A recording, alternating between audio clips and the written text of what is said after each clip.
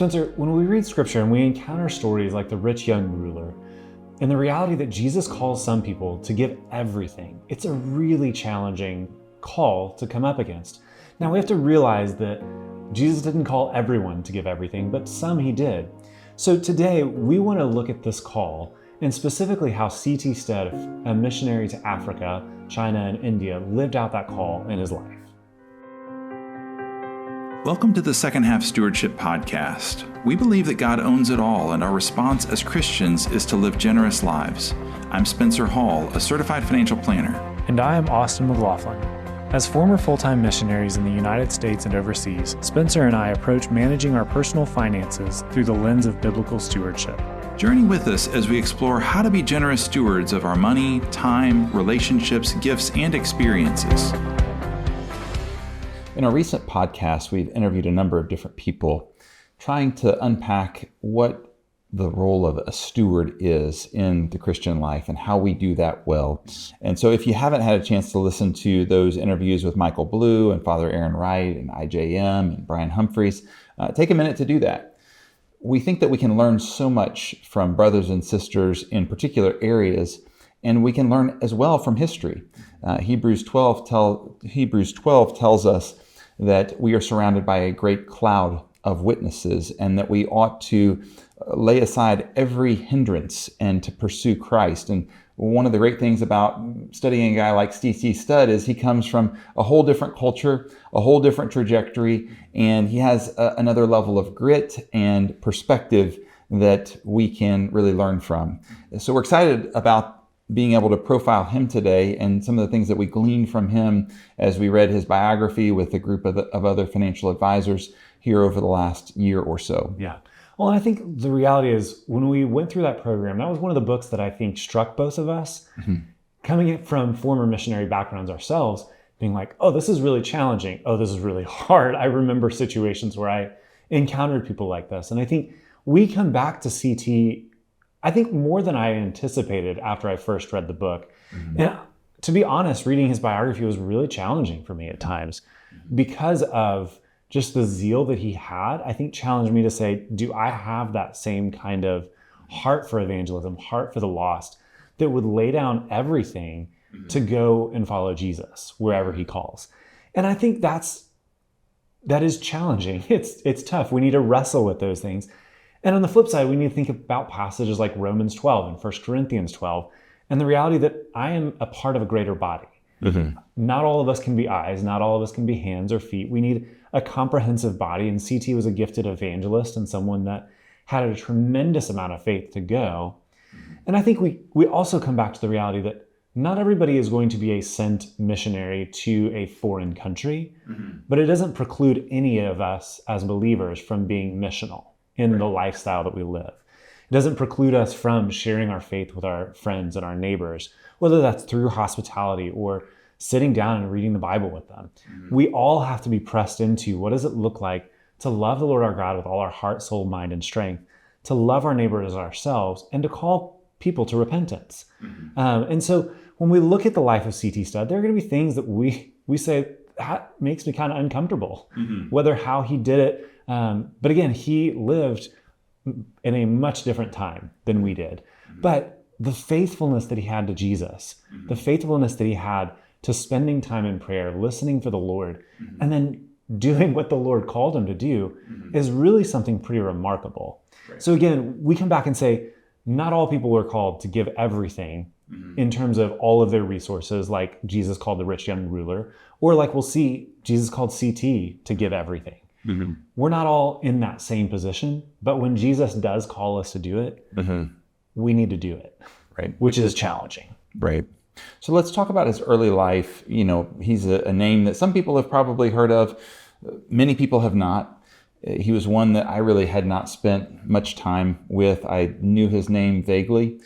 So I'm expecting that a lot of our listeners will have never heard of C.T. Studd. So let's lay the foundation. Who was he? Where did he come from? Who were his people? These kinds of things. Yeah, so C.T. was born in 1860 in southern England. His father came to Jesus to know the Lord through preaching from D.L. Moody. So Moody was kind of going around the time and preaching in these big open air environments. And CT's father went and saw him preach, and then he came to faith and then kind of led his family into an upbringing where they were around Christianity. CT went to some of the most prestigious schools in England. So his father came from wealth. He had spent time in India as a businessman for a long time and then had come back and had substantial wealth. And so he went to schools like Eton College and Cambridge. And while he was there, he became immensely successful as a cricket player. Now, I'll be honest, I don't know a whole lot about cricket. I've watched it a few times and I kind of enjoy it, but I have no idea what's going on. So I can't explain how good he was because I don't understand how good he was, but he was really good. And so he was one of the best in the world at the time. He was, yeah. And as his acclaim grew, his disinterest in cricket also grew. He was quoted saying, "I knew that cricket would not last, and honor would not last, and nothing in this world would last, but it was worthwhile living for the world to come." And so you can see in this time, he becomes more intimately aware of Christ's death and resurrection and its potency, its impact on his own life. And so as he is coming into this deeper relationship with the Lord, he's also wrestling with, well, what's my place as a professional cricket player or a well-acclaimed cricket player? He knows that this success is not what he wants to be chasing after, but he has it, and he also has wealth.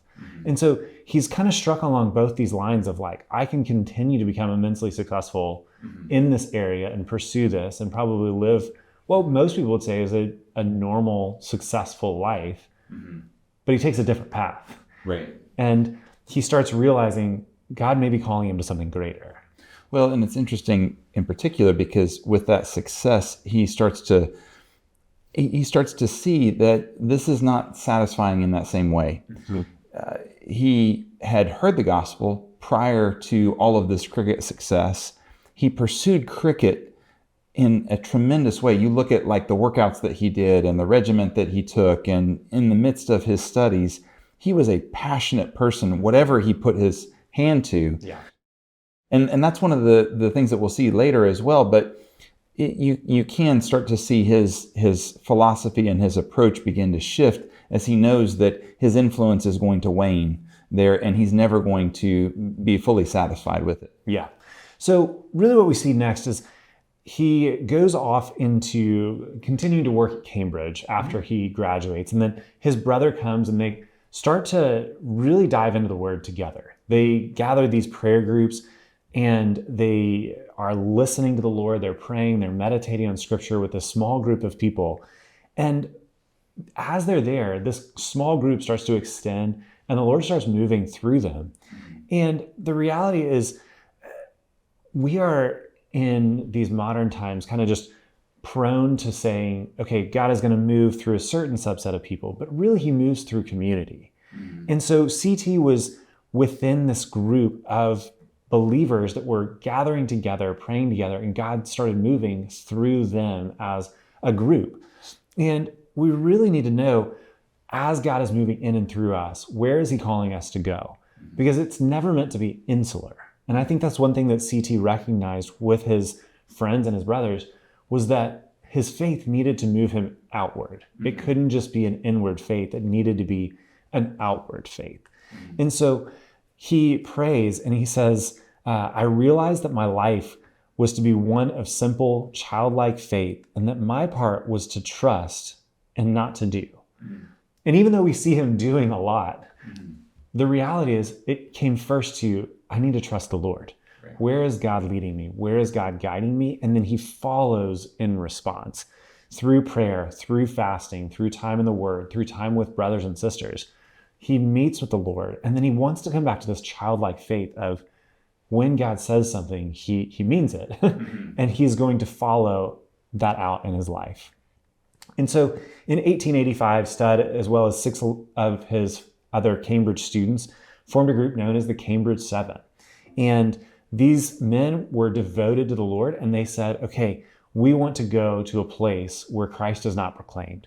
And so they went into mainland China to serve with the China Inland Mission that was founded by Hudson Taylor. And so they went, Taylor, if you don't know of him, he's another one of these renowned missionary figures that really moved the gospel into mainland China. And so The Cambridge 7, they decided, okay, we're going to go and join up with Taylor. And they moved into China. And really, I think what's beautiful about this is they did their best at that time to become as most like the native Chinese as they could. They didn't come in and say, we're British, do things the way that we do. They said, we want to understand your culture so that you can have an influence within your culture. So they did the best that they could to really become like the people there. The lifestyle that they exhibited was a lifestyle similar to the way that the natives would be living. And I think when we think about missions, it oftentimes, it was always hard for me when I was on the field to remove my cultural lens, remove my cultural milieu when I'm sharing with students from the Middle East or North Africa or Latin America, people that come from vibrant faiths in Nigeria. Like when I was working cross-culturally, I had to struggle to not say, well, the Western way is the right way. There are so many aspects of living out a gospel-centered faith that I can't comprehend because I didn't live in a place like the Middle East where my faith was being persecuted. And so I have to learn from these other believers. And I think that's one of the beautiful things that they did, was they went to go preach the gospel, but also in a culturally relevant way, which I think was really different in the 1860s when you think about it. And so one of the other staggering things that happens is in 1885, they arrive in China, but before he leaves, Studd receives an inheritance of roughly 30,000 Great British pounds. Now, that doesn't sound like a lot, but when you adjust it for inflation and you put on the exchange rate from pounds to dollars, that's roughly a $4.5 million inheritance today. And struck by Christ's call on Studd to go to India, he wanted to be faithful with this inheritance that he was receiving. He didn't just want to say, well, okay, that's great. Now I don't have to do anything. I'll just live on this and I can be a missionary. He wanted to fully trust in Jesus. So rather than saving any of it, he gave it all away. He was struck by the call in Luke 12:33 that Jesus called not to lay up for yourselves treasures on earth in Matthew 6 and the early church in Acts. And CT gave, well, at this time, he gave most of it away. He decided he was going to save a little bit back and hold it off for what he thought was maybe an engagement or marriage in the future. So he kept a little bit on the sidelines. And then Priscilla, his wife, when they were about to get married, she said, no, CT, when Jesus says give it all, you give it all. And so then he gave the rest of his possessions. He was faithful to the Lord and trusting him in the midst of not knowing when he was going to need funds. But he said, the Lord will provide. And if Christ has called me to this, then he followed in those footsteps. And so I think, again, we come back to this and say, Jesus doesn't call everybody to it, but when he does, he's going to meet us there. And we'll see time and time and time again, that zeal that you talked about, like he had with cricket, he had in the mission field. When he listened to the Lord and the Lord said something, it wasn't much of a conversation back and forth. It was, okay, I'll do it, Lord. And then he went. And so, it takes this immense amount of faith to follow Jesus in this way. Well, and zeal, I think sometimes we can just say, oh, it's just his personality. Well, there has to be a tremendous amount of humility. I mean, how many players do we see that are at the top of an athletic achievement or some kind of leadership position globally, who they've worked really hard to get there, but it's really all about them. It's about that ego of saying, okay, I got here, I worked really hard, I'm enjoying the fruits. Even for folks that are very good team players, they're not folks typically that are then going to lay everything down. They're not folks that typically get to that point and then just say, okay, the Lord be praised, all of this goes to him, and I'll wake up the next morning with nothing other than complete dependence on him. So that is a remarkable facet of what the Lord did in his life. I think that we best pause and just say, wow, the Lord did some amazing things. Yeah, absolutely. And I think the reality, even as you were talking about that, I was starting to think, okay, but there are some athletes that do a really good job of continuing that humility process, but oftentimes the longer they're in their career and the more success they gather, the further away from that humility they get. Right. And I think it's just because it's the waters that they swim in. The reality is, the longer that you're inundated and surrounded by people that live and breathe and talk in a certain way, you're going to live and breathe and talk in that way. And so I think CT, in a lot of ways, knew that if he continued in that cricketing career, then maybe that's the direction that his life would have had. We don't know that, but I think it's really easy to see, okay, when he's around his Christian brothers and sisters, this is what is happening versus the success that you have in a sporting endeavor. And so I think it's challenging for all of us to say, okay, who are we surrounding ourselves with? Is it people that are actually pressing me into love the Lord with all my heart, soul, and mind and strength? Or is it people that are pressing me into get as much as you can, work as hard as you can, so that then you can show how successful you are, Right. Aside from the needing the Lord. And so I think that it's just a beautiful picture of his life. So CT and his family spent about 10 years in India. They had 4 daughters 10 years in China, and then had 4 daughters. And then they decided to move back to England. And the Lord was, again, calling him back to the ends of the earth. So they left, they came back to England. And I think one of the really incredible pieces here that when we were reading his biography that struck me was when they moved back to England, their daughters didn't know English. And so they had to teach their daughters English so they could be involved in just British life. Right. And then for a while there, they spent some time in England, and then God called them back out onto the mission field. And so then they moved to India. And CT's father had been a businessman, like we were talking about earlier. And one of his dying wishes was that the gospel would go to India. And so CT took his family and fulfilled one of those desires of his father to go take the gospel to India. So they lived there for several years, planting churches in southern India. But then God called them back to England once again.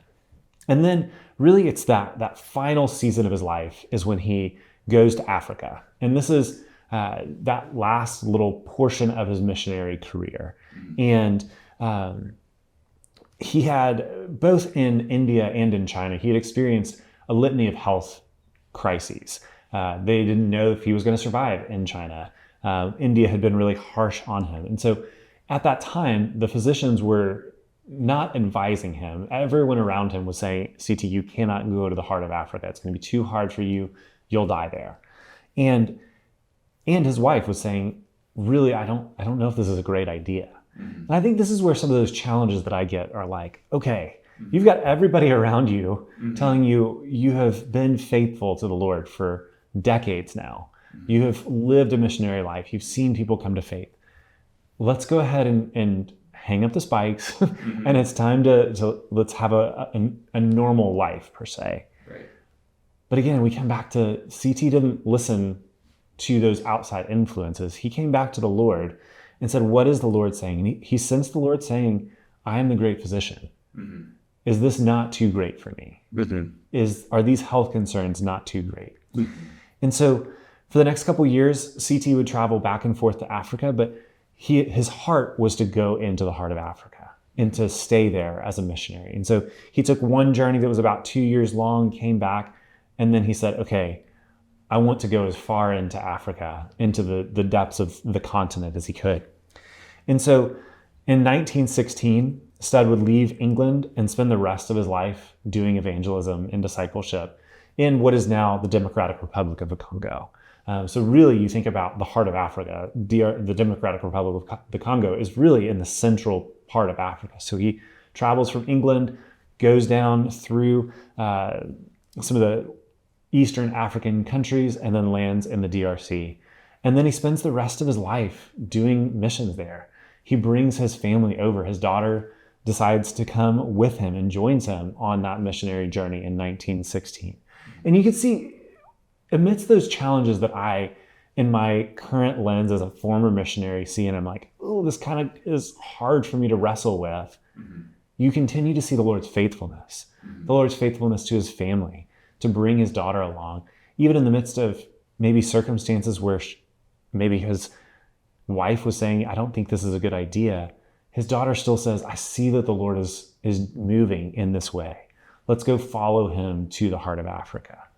And he spends the rest of his life there. He dies in Africa, but he's surrounded by brothers and sisters that have come to faith in Jesus, that have their tribes there have been transformed.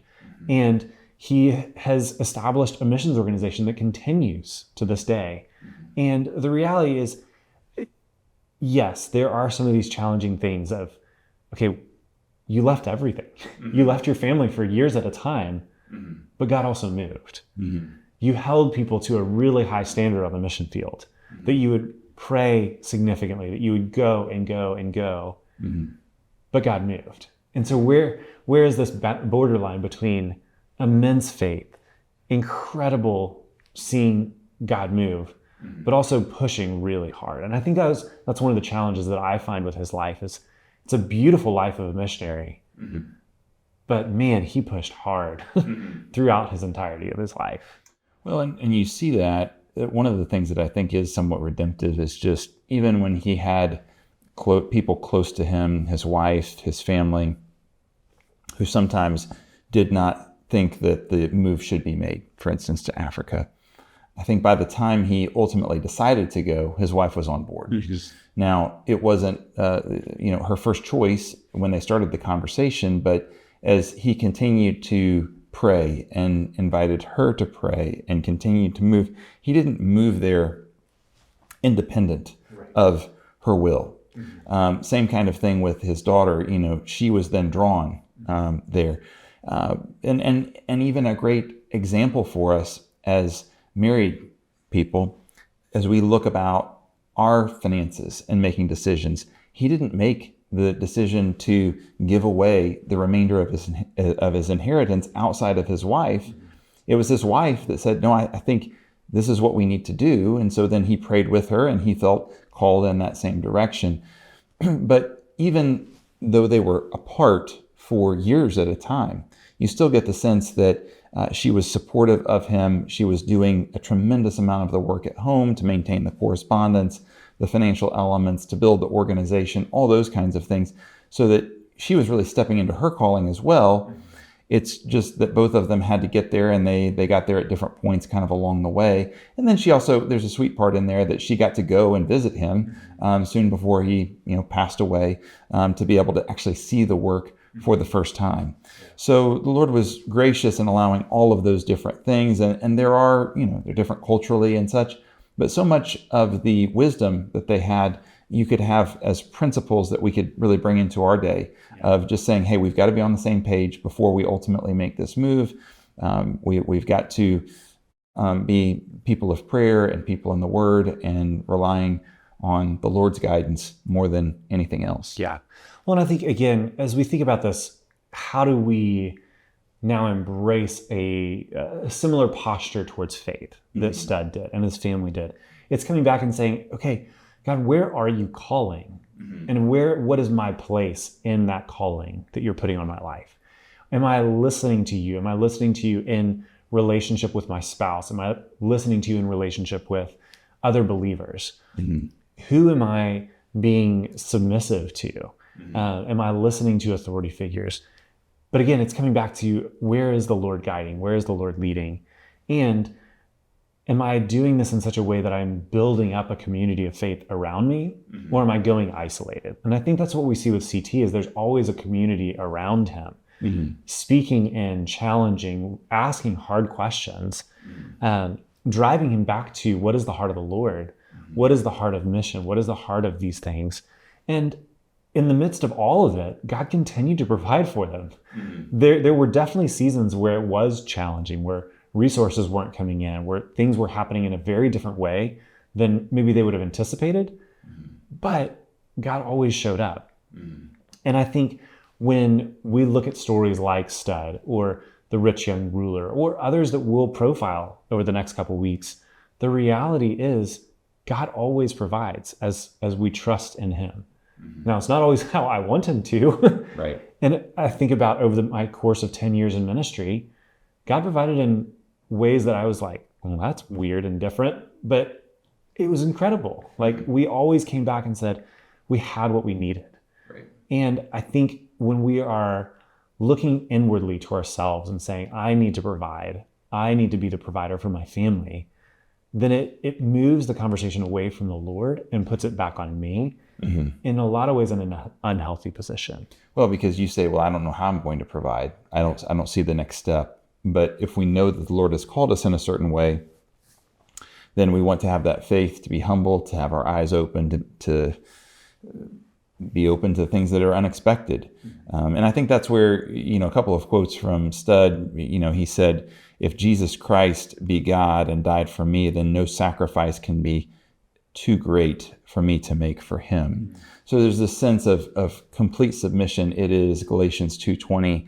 I'm crucified with Christ, and I no longer live, but Christ lives in me. The life I live in the body, I live by faith in the Son of God. A real surrender in that sort. And one of those poems that he wrote, has resonated kind of with missionaries and other believers over the last 100 years. Only one life, 'twill soon be past. Only what's done for Christ will last. And he just kept coming back to that. There's no sacrifice that's too great. If the Lord calls me to die, then I go to him. If he calls me to live, then I have fruitful ministry. It's very similar to the words of the Apostle Paul, in grappling with what the Lord would have him do and what he longed for, to be with God, but at the same time was open to continuing to live. But it's that amazing faith. One other thing that we note here is there's a beautiful interconnectedness to the gentleman that we'll profile next time we get together on Second Half Stewardship, which will be George Mueller, Studd, and then Hudson Taylor. Each one of them helped each other at different points.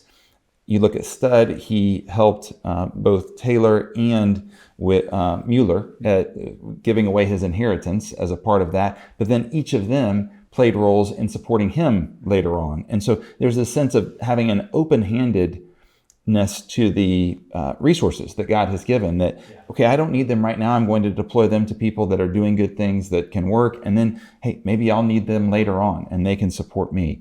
It's so different than the way so often we approach things now, which is, okay, we need to have enough money, and not even just that, but let's build an endowment and all kinds of other different things that sometimes can be helpful to help us to go through periods where it may be a little bit more dry, but sometimes they become that thing that, at least in our observation, that people depend on as the provider rather than looking to God, as the provider. So there's a slippery slope there that I think we have to be careful with as we look at organizations and how we form them and how we lead them.